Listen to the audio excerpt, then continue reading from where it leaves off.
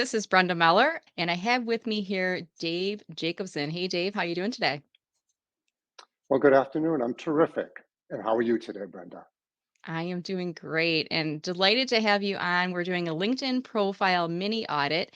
Before I pull your profile up on screen, Dave, why don't you tell us a little bit about what you do and what your company is all about?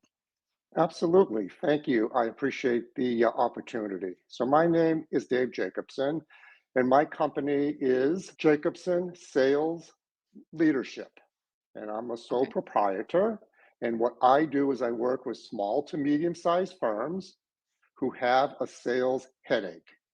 So usually the salespeople are reporting either to the sales manager or the VP, depending upon the size of the company, or they're reporting to the president if they're a small company. And they hear things like, I'm going to close the deal, I'm going to close the deal, but it doesn't happen. It doesn't happen on the timeline that the salespeople say. Or the other thing that occurs is they can't continue to have heavy discounting, and they can Mm-hmm. only close a deal because of heavy discounting.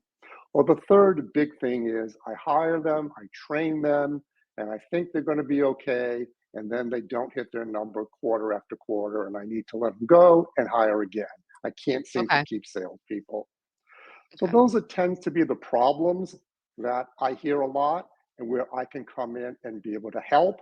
And again, my focus is on small to medium sized businesses. Well, with that said, for our podcast listeners, if you want to look at Dave's profile and follow along with us, the profile is Dave A. Jacobson. So it's linkedin.com/in/Dave A Jacobson.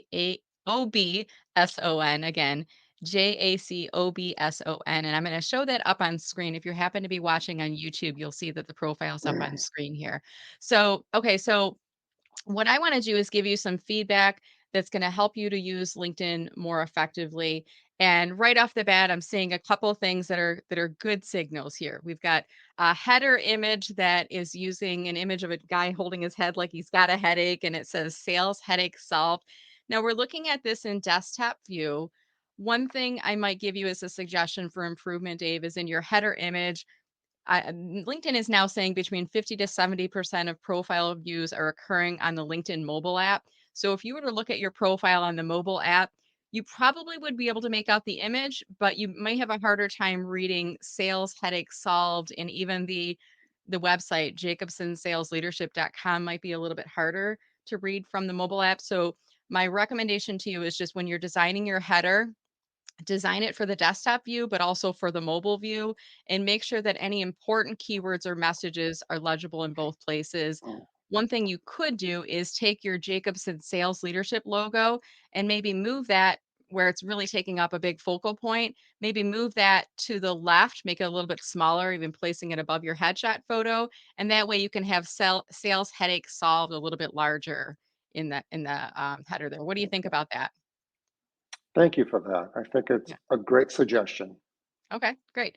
Next thing is I look at your headline. Is your headline speaking to your ideal target audience? You're saying removing the headache of managing your sales team, fractional VP of sales, and sales coach grew revenue. So it looks like we might have a run on here. There might have been intention of putting something else in there, or was that intentional? So you see what I'm talking about No, here in the there's headline? a, a, a run on, there should be a period after coach. Okay, gotcha.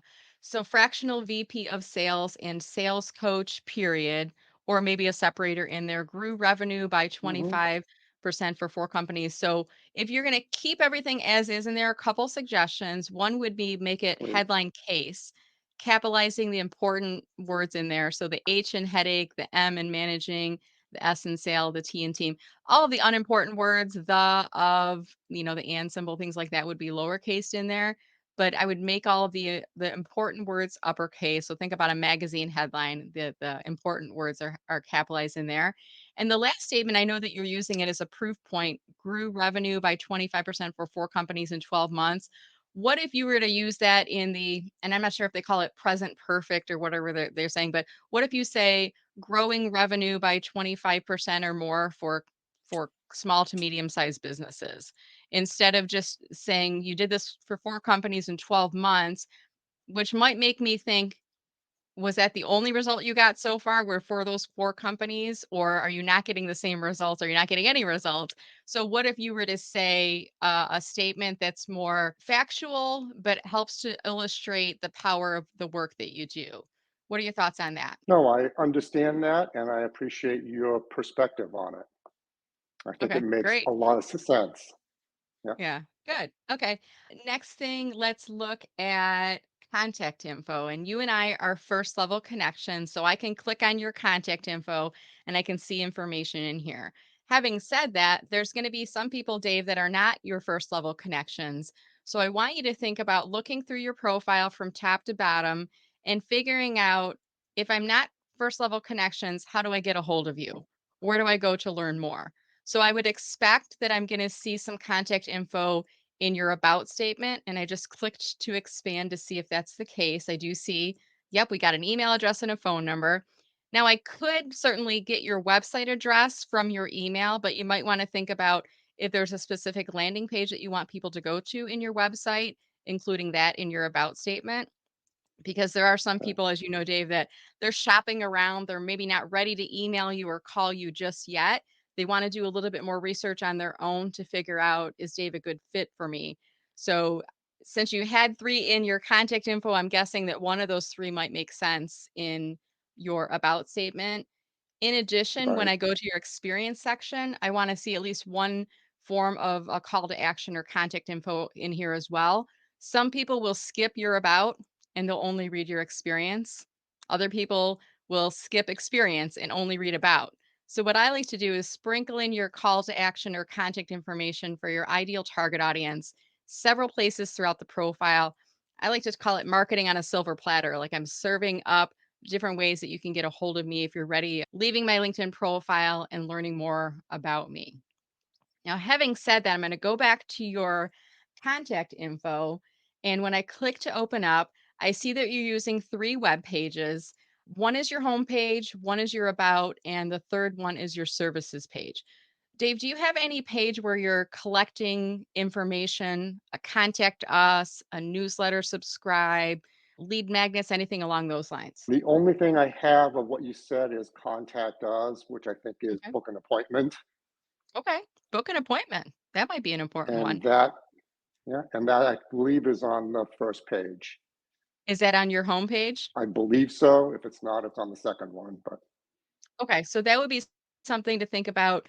The web pages that you have inside your contact info section, think about what are the 3 web pages that you want people to visit next after visiting your profile, or said another way, what are the common pages that people visit first on your website when deciding to do business with you? What are the converting pages?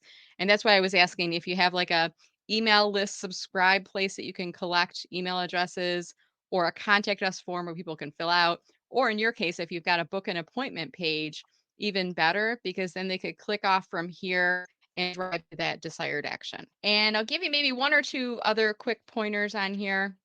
I'm in your activities section of your profile right now. And granted, we're in January right now, and the last couple months have been a little bit, different than usual because we go from Thanksgiving, Christmas, Hanukkah, New Year. We got a lot of holidays in between here. And a lot of us, our activity trickles down in December, and we're just starting to come back into it again in January again. But my recommendation is that you're focused on posting once a week. That would be like a minimum posting frequency. And with somebody like yourself, you've got, 6,800 followers. I think you could definitely post more than once a week, maybe even 2 to 3 times a week.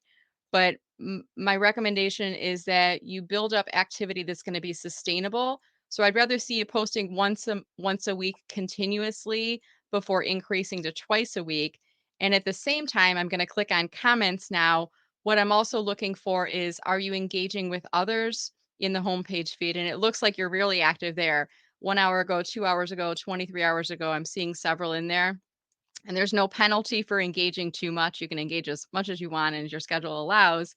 I like to do a combination of both commenting with thoughtful comments as well as likes and reactions. And that's going to help to build up some of that social media karma so that when you're posting in the future, some of those people are going to return the favor and comment back, as you know, but it also gets your name into the homepage feed and builds some visibility for you.